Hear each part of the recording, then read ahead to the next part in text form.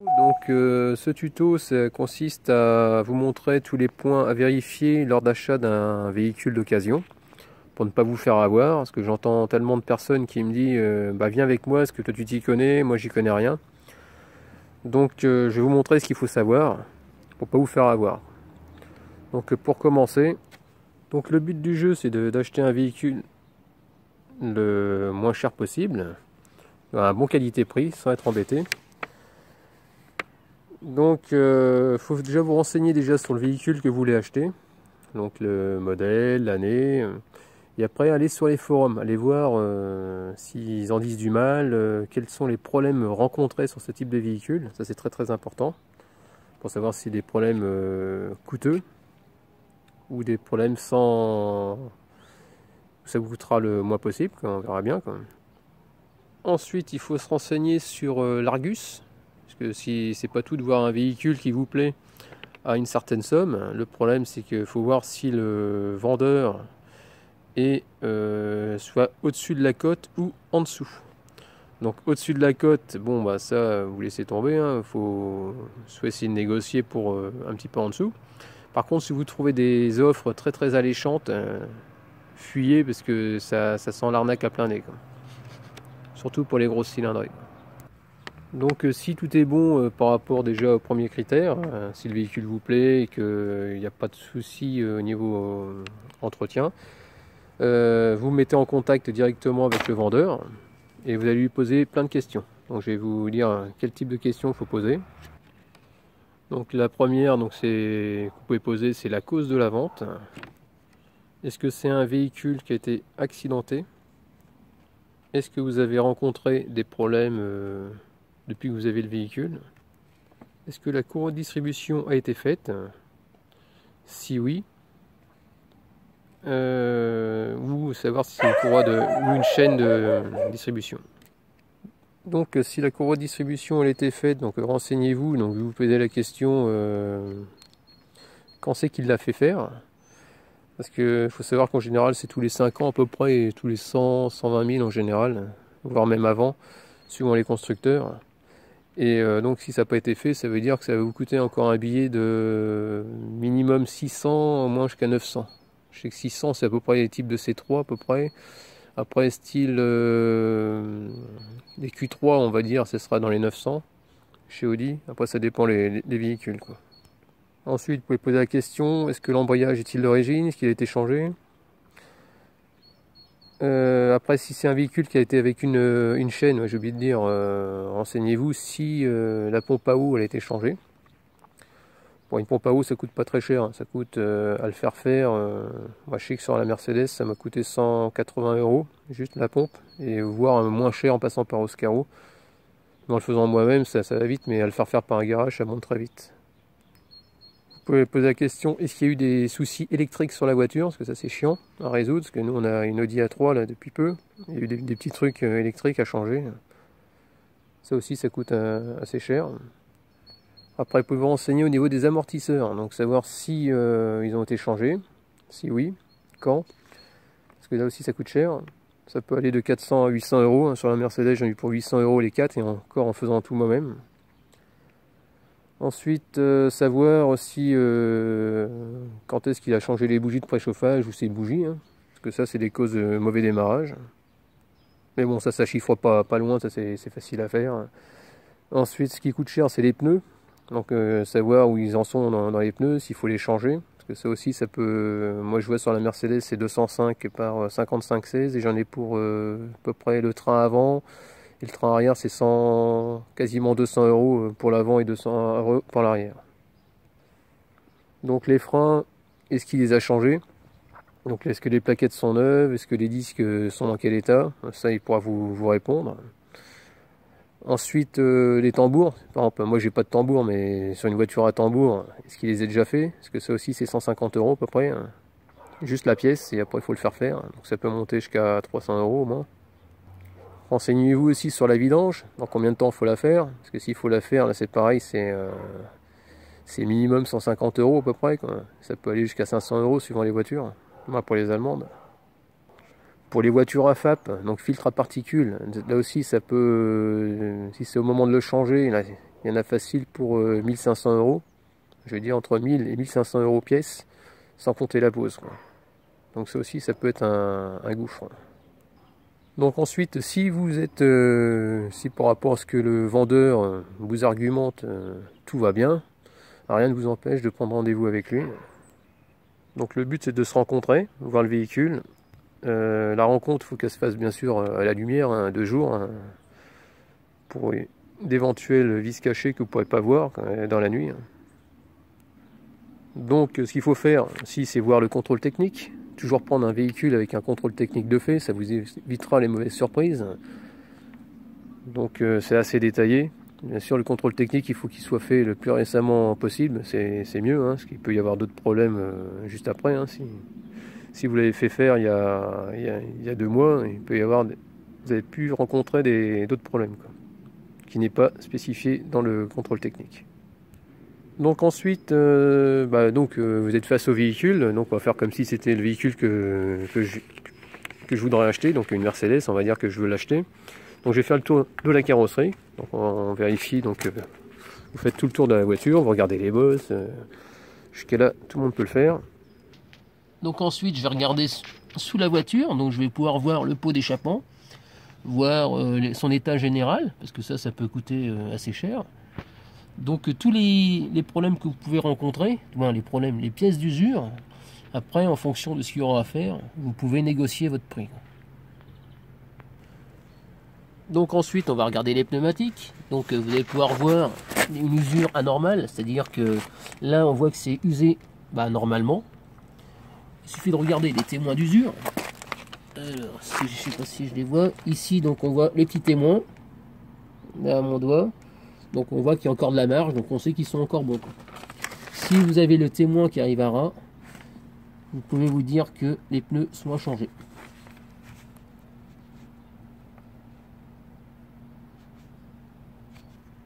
Donc pour vérifier un disque, c'est très simple. Donc là, à travers une jante alu, ce sera plus facile. Mais là, je peux voir un peu. Ce sera l'idéal, c'est que vous alliez voir carrément ma vidéo au niveau des disques. C'est-à-dire qu'un disque, quand il est neuf, il est plein. On va prendre sur l'enjolivé, on va prendre un exemple. Là, on imagine que ça, c'est le disque. Quand il est neuf, il est plein. On voit bien qu'il est tout lisse. Et par contre, si votre disque est complètement usé, vous verrez, il y aura un petit décroché. Vous pourrez mettre votre ongle. Et là, faut vous dire qu'il faudra les changer. Bon, ça, c'est pas trop onéreux. Faut compter, moi je vois sur la Mercedes, il faut compter à peu près 100 € plaquettes et disques.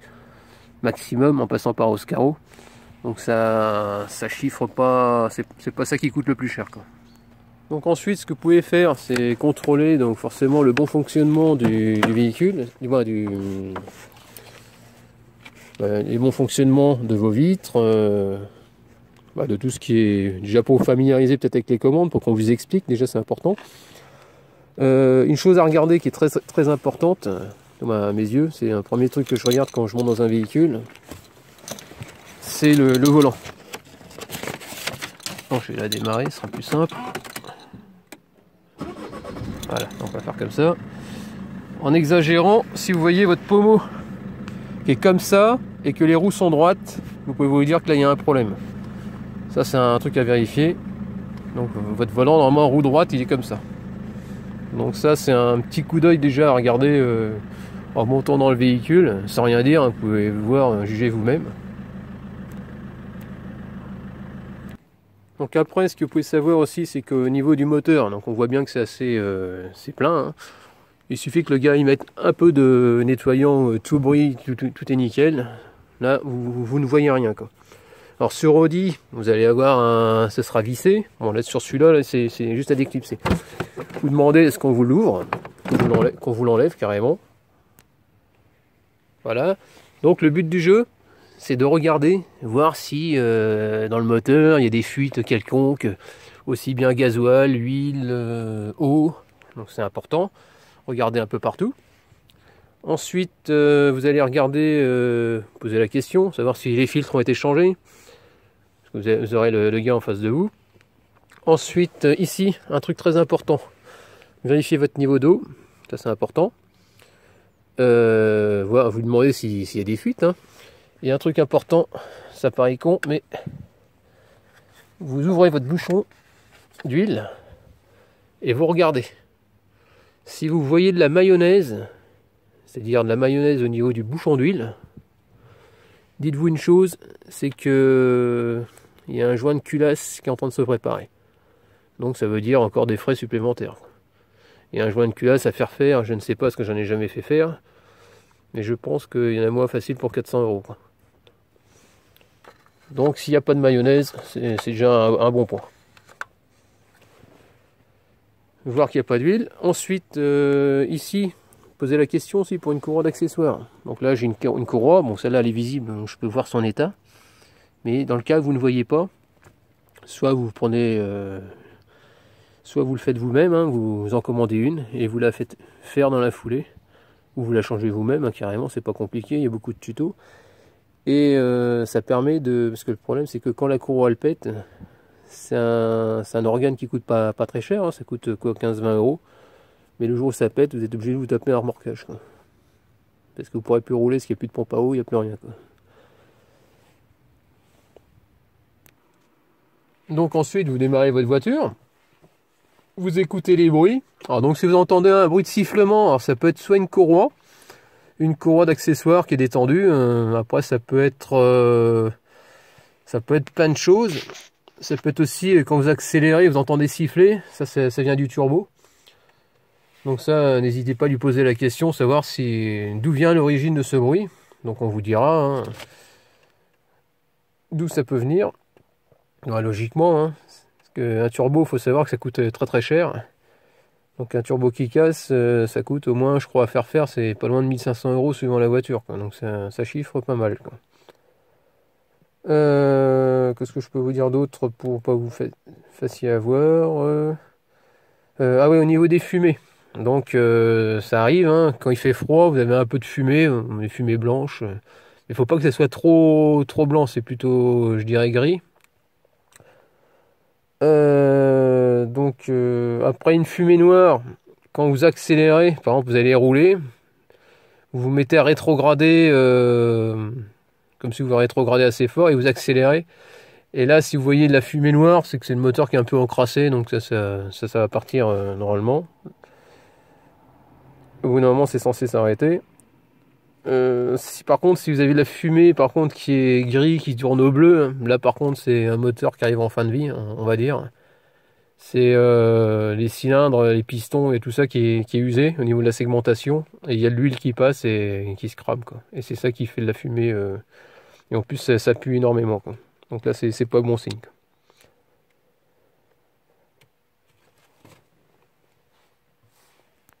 Donc lors de votre essai aussi pareil, donc vous allez démarrer, après vous allez partir avec le gars, vous allez faire un essai.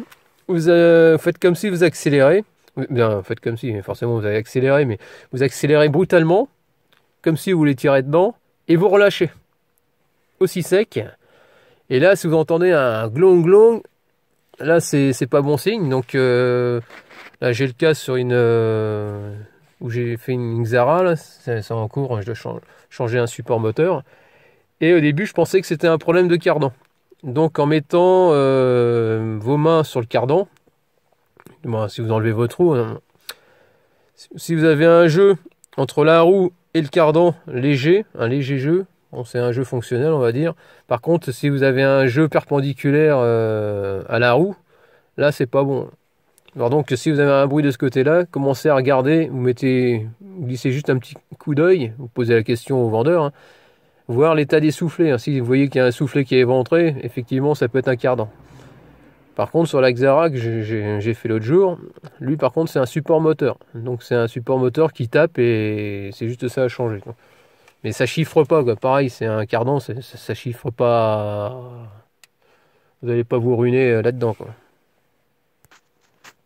Ensuite, donc pour vérifier les triangles, donc quand vous allez faire les essais, pareil, choisissez aussi sur une route de campagne par exemple, les routes sur les côtés. Dans les bas-côtés, vous voyez, c'est un petit peu défoncé. Amusez-vous à prendre un petit peu, sans lui ruiner sa voiture bien sûr, mais je veux dire, cherchez un petit peu les petites bosses pour voir. Si vous entendez un glong glong glong, c'est que vous avez un triangle qui est en train de se préparer, quoi. Des triangles à changer. Donc ça c'est pareil, ça chiffre pas, c'est pas excessif, mais bon, vous allez pouvoir peut-être négocier après sur le tarif d'achat en fonction de ce qu'il y aura à faire, quoi.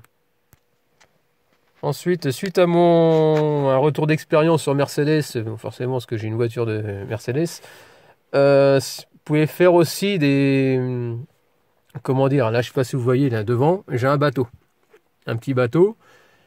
Vous pouvez tout braquer à un seul coup et comme si vous vouliez rentrer par le portail. Et en braquant, si vous entendez un clac, donc ça peut venir d'une rotule. Donc ça c'est à contrôler aussi. Ah oui, je vous ai pas parlé qu'on appelle ça, au niveau des roues, pour vérifier s'il y a du jeu. Donc vous mettez vos mains à 6 heures sur vos pneus, à 6 heures, et vous secouez. Si vous entendez un clac, clac, clac, il y a un problème, donc c'est pas normal. Donc c'est peut-être un triangle à vérifier. Sur Mercedes, je sais que c'est un problème de roulement conique qui se dessert. Ensuite, quand c'est à 9h15, vous avez du jeu. Là, par contre, ça peut venir c'est au niveau de la direction. Donc, soit, à mon avis, c'est une rotule ou une biellette intérieure qui va jusqu'à la crémaillère. Vérifier son état. Donc, posez la question s'il a déjà changé, quoi. Donc, aussi, je voulais parler de quand vous roulez, vous mettez par exemple un essai sur un petit parking. Vous amusez à tourner à gauche, à droite, à 20 km/h, tout en braquant au maximum.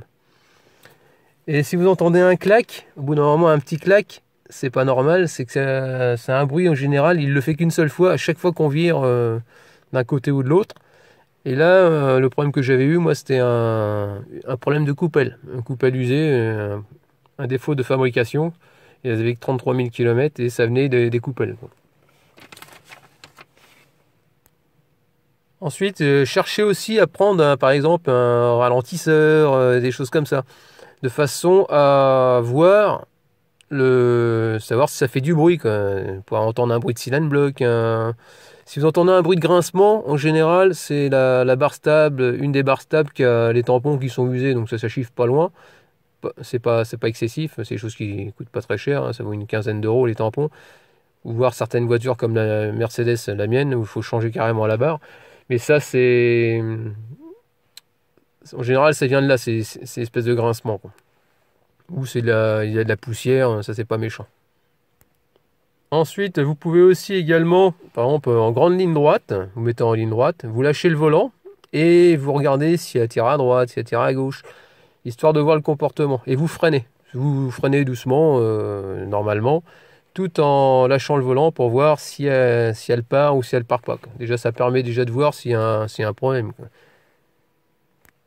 Après, si vous freinez et que vous sentez au freinage comment dire, des vibrations dans le volant, ça peut être aussi vos disques qui sont voilés. Donc ça, c'est pareil. Donc il faudra changer disque, plaquette, et là, ça chiffre. Pas énorme, c'est pas énorme, c'est une centaine d'euros, quoi. Donc en fonction de tous les éléments que je vous ai donnés, donc ça vous aidera normalement pour faire des prochaines transactions sans vous faire avoir, mais déjà un minimum, quoi. Donc en espérant que ce tuto vous plaira, et puis donc n'hésitez pas pareil à me laisser des commentaires, des j'aime ou j'aime pas, et si vous avez des questions à poser, je répondrai à tout le monde, il n'y a pas de souci. Et puis n'hésitez pas à aller aussi sur mon canal blog, ça me fera plaisir. Et puis je vous dis à bientôt dans un prochain tuto. Allez, au revoir.